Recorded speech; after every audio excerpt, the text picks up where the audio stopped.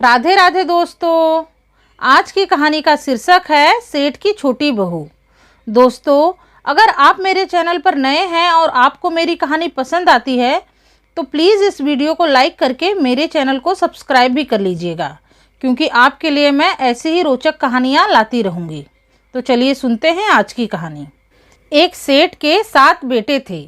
सातों बेटे एक से बढ़कर एक रूपवान और बुद्धिमान थे। सेठ का एक गुरु भी था। सेठ जो भी काम करता उसी की सलाह से करता था। उसे इस बात की जानकारी नहीं थी कि उसका गुरु एक जादूगर है। सेठ ने अपने एक एक करके 6 बेटों की शादी कराई, लेकिन उसके 6 के 6 बेटे सुहाग रात को ही सांप के डसने के कारण मर गए। 6 बेटों की शादियों में जितना भी दान दहेज मिला वह सारा भी सेठ के गुरु ने बड़ी ही चालाकी से हड़प लिया। लेकिन अपने छठे बेटे की मृत्यु के बाद सेठ समझ गया कि उसके बेटों के मरने में हो न हो जरूर इसी गुरु का ही हाथ है। अब उसका केवल एक ही बेटा जीवित बचा था।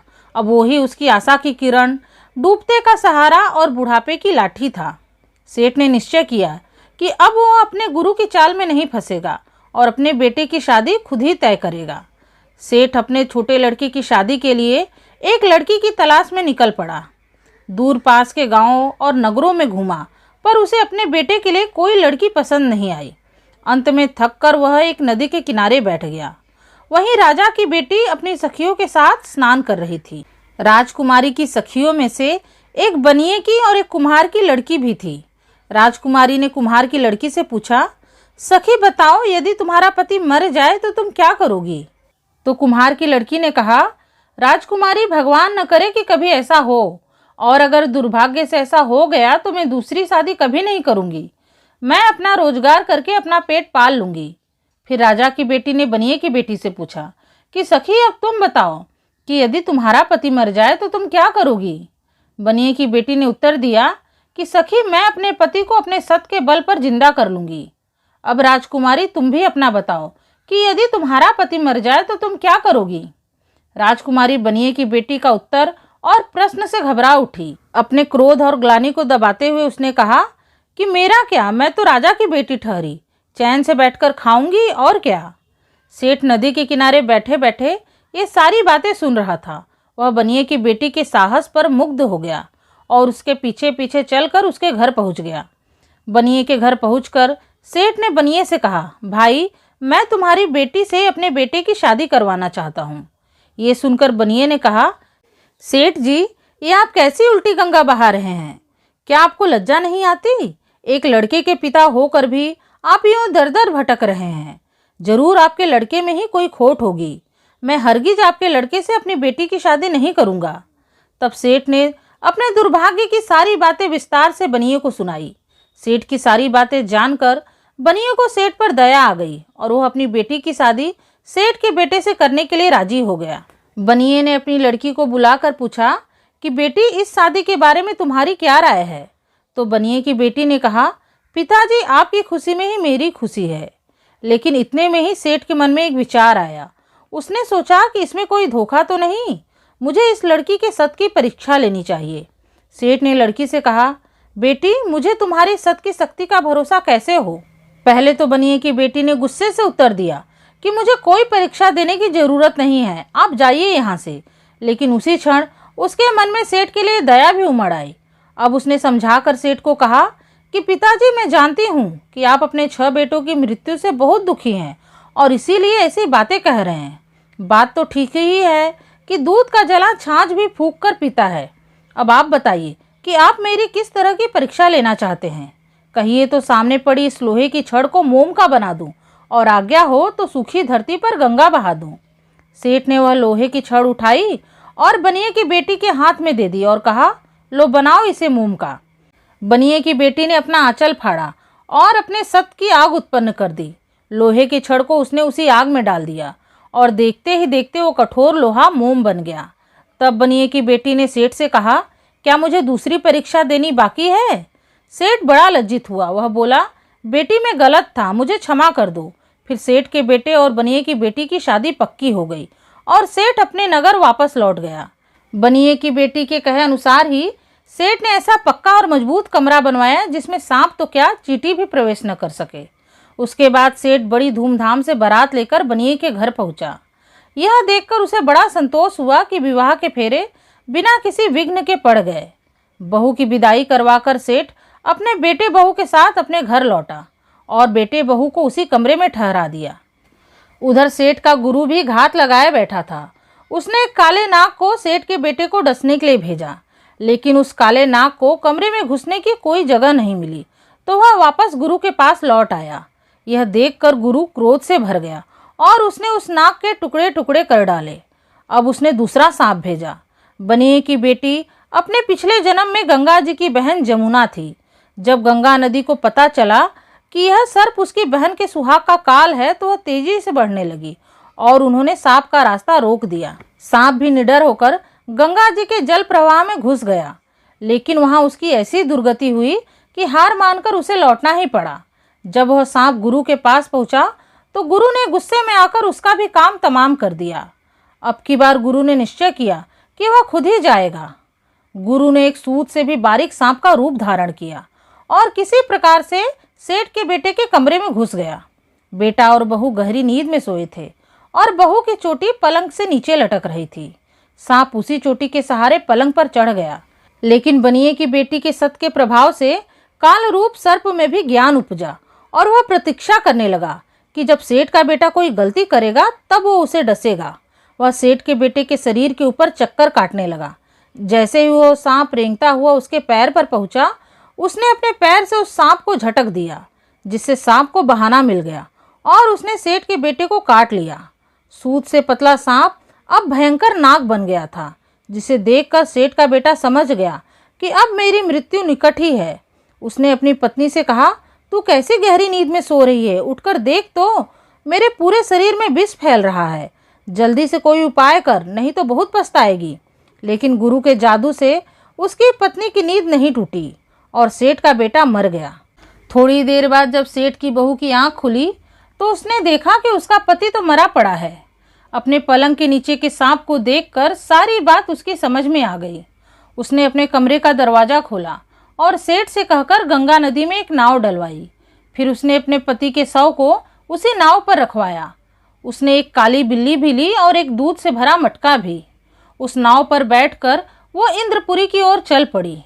उसी समय इंद्रासन डोल उठा, बादल गरजने लगे और बिजलियां कड़कने लगी। नाव खेते खेते सेठ की बहू एक गांव के पास पहुंची। वहीं गांव के कुछ लोग नदी में नहा रहे थे। उन्हीं में से एक आदमी ने सेठ की बहू को देखकर कहा, ऐ सुंदरी, इस मुर्दे पर जान क्यों दे रही हो? मेरे साथ चलकर सुख से रहो। उसकी बात सुनकर सेठ की बहू को क्रोध आ गया। उसने अपने हाथों में चुल्लू भर गंगा जल लिया और उस आदमी को श्राप देते हुए कहा, रे दुष्ट, तू पत्थर का बनकर मेरी बाट देखना। देखते ही देखते वो आदमी पत्थर का बन गया। नाव आगे बढ़ गई। आगे चलकर सेठ की बहू ने देखा कि एक धोबिन नदी के किनारे कपड़े धो रही है। उसने काली बिल्ली को अपने पति के शव की रखवाली करने के लिए नाव पर ही छोड़ दिया और खुद नाव पर से उतरकर धोबिन के पास पहुंची और उससे मौसी का रिश्ता जोड़ लिया। उस धोबिन की कोई संतान न थी। वह खुश होकर सेठ की बहू को अपने साथ अपने घर ले गई। 4-6 दिन तो सेठ की बहू धोबिन के घर पर रही। फिर एक दिन उसने धोबिन से कहा कि मौसी, आज मैं भी तुम्हारे साथ कपड़े धोने घाट पर चलूंगी।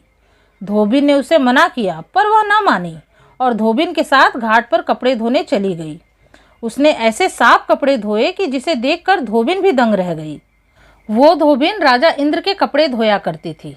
सो जब वो कपड़ों को लेकर इंद्रपुरी पहुंची तो कपड़ों को देखकर राजा इंद्र ने उससे पूछा कि ये कपड़े तो तेरे हाथ के धुले नहीं हैं। सच सच बता कि इन्हें किसने धोए हैं। धोबिन ने भी अब इंद्र के सामने झूठ बोलना उचित नहीं समझा। वह हाथ जोड़कर बोली, महाराज, मेरी बहन की बेटी मेरे घर आई हुई है। आज आपके कपड़े उसी ने धोए हैं।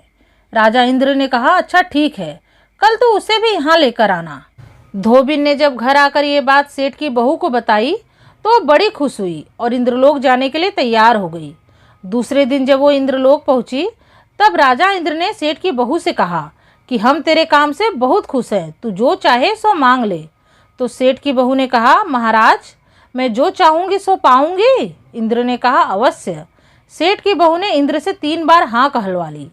तब जाकर अपनी बात कही कि महाराज, मुझे धन दौलत, राजपाट, सुख संपत्ति कुछ नहीं चाहिए। मैं आपसे अपनी और अपनी 6 जेठानियों के सुहाग की भीख मांगती हूँ। अब राजा इंद्र तो वचन दे चुके थे, सो उन्होंने स्वर्गलोक से सेठ के 6 बेटों की हड्डियां मंगवाई और उस पर अमृत छिड़क दिया। वे सब जिंदा हो गए। फिर राजा ने थोड़ा सा अमृत सेठ की बहू को दिया और कहा, इसे अपने पति के शव पर छिड़क देना, तेरा पति जी उठेगा। लेकिन जब इंद्र ने देखा कि अमृत लेकर भी सेठ की बहू वहीं खड़ी है, तो उन्होंने उससे पूछा कि बेटी, अब तू घर क्यों नहीं लौट जाती? तो सेठ की बहू ने कहा, महाराज, मैं आपकी दया से बहुत संतुष्ट हूँ, पर एक बात और रह गई है जो मेरे मन को शूल की तरह वेध रही है। तो इंद्र ने पूछा, वो क्या है? सेठ की बहू ने कहा, भगवान, क्या वो धूर्त और घात देने वाला गुरु यूं ही बच जाएगा? राजा इंद्र को जब उस दगाबाज गुरु के कारनामों का पता चला तो उन्हें बड़ा क्रोध आया। उन्होंने यमदूतों से उसे पकड़वा कर उसे दंड दिलाया। यमदूतों ने गुरु को मार मार कर उसकी चमड़ी उधेड़ डाली और उसके खून से लथपथ शरीर को पानी में बहा दिया। पानी में पड़ते ही गुरु एक जोग बन गया। थोड़ी देर में वहाँ एक बैल पानी पीने आया और उसने पानी पीते पीते उस जोग को भी निगल लिया और वो बैल घर पहुँचते पहुँचते ही मर गया। घर वालों ने उस बैल के शरीर को गांव से बाहर फिकवा दिया। वहाँ गिद्धों ने उसका सारा मांस नोच खाया, पर वो जोग वहीं पड़ा रहा। इतने में सेठ की बहू वहाँ पहुँची और उसने उस जोग पर नमक छिड़क दिया। उसी समय एक चील आई और उस जोग को अपने चोंच में दबाकर उड़ गई।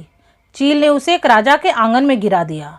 वहाँ गिरते ही वो जोग एक सुंदर हार बन गया। वो हार दिन में तो हार ही रहता, लेकिन रात में आदमी बनकर राजकुमारी के साथ चौसर खेलता। वह जानता था कि सेठ की बहू उसका पीछा नहीं छोड़ेगी, इसीलिए उसने राजकुमारी को समझा दिया कि कोई भी जोगी, फकीर या भिखारी आए तो उसे कुछ भी दे देना, पर हार मत देना, और अगर कोई जिद ही पकड़ ले तो हार को आंगन की ओखली में डाल देना। संयोग की बात कि सेठ की सती बहू एक जोगी के भेष में उसी राजा के यहाँ भीख मांगने पहुंची। राजकुमारी ने थाल में भरकर उसे मोतियां भीख में दी, पर जोगी ने उसे लेने से मना कर दिया और बोला, देना है तो हार दो। राजकुमारी ने कहा, तुम हार को छोड़कर कुछ भी मांग सकते हो। तब जोगी के भेष में सेठ की बहू ने कहा कि राजकुमारी, एक ब्राह्मण का श्राप तुम्हें आकाश से पाताल तक भी नहीं छोड़ेगा। मैं तुम्हें कह चुका हूँ कि हार के अलावा मैं कुछ और नहीं ले सकता। लेकिन राजकुमारी ने हार नहीं दिया, तो जोगी भी 7 दिनों तक भूखा प्यासा उसके द्वार पर ही धरना दिए बैठा रहा। हार कर राजकुमारी ने वो हार अपने आंगन की ओखली में डाल दिया, लेकिन हार की जगह ओखली के चारों ओर सरसों के दाने बिखर गए। तब वो जोगी कबूतर बनकर जल्दी जल्दी उन सरसों के दानों को चुगने लगा, लेकिन एक दाना बच गया। वह दाना बिलाव बनकर कबूतर पर झपटा, लेकिन कबूतर उड़ गया और इंद्रलोक की ओर भागने लगा। अब बिलाव भी एक बाज बनकर कबूतर के पीछे पीछे ही उड़ने लगा। इंद्रलोक में पहुंचने के बाद राजा इंद्र ने कबूतर को तो अपनी गोद में छुपा लिया, लेकिन बाज को नरक में सड़ने के लिए डलवा दिया। उसके बाद सेठ की बहू धोबिन के घर आई और धोबिन को सारी बात बताकर वह अपने नाव पर पहुंच गई। उसने अपने पति के मृत शरीर पर इंद्र का दिया हुआ अमृत छिड़का तो उसका पति पुनः जीवित हो गया। फिर सेठ की बहू सबको लेकर खुशी खुशी अपने घर पहुंची। उसके सास ससुर रो रो कर अंधे हो गए थे और जिठानियों का भी बड़ा बुरा हाल था। सेठ की बहू के घर में घुसते ही उसके सत की शक्ति से उसके सास ससुर की आंखों की ज्योति वापस आ गई। उसकी सब जेठानियों ने जब अपने अपने पति को देखा तो वो अपने पतियों को वापस पाकर बड़ी खुश हुई। उन सब ने अपनी देवरानी को अपने गले से लगा लिया। उसके बाद सब मिलजुल कर अच्छे से रहने लगे। तो दोस्तों, ये थी आज की कहानी। अगर आप लोगों को आज की कहानी पसंद आई है तो इस वीडियो को लाइक करके मेरे चैनल को भी सब्सक्राइब कर लीजिएगा। आपसे मिलूंगी अपने अगले वीडियो में एक नई कहानी के साथ। तब तक के लिए राधे राधे, धन्यवाद।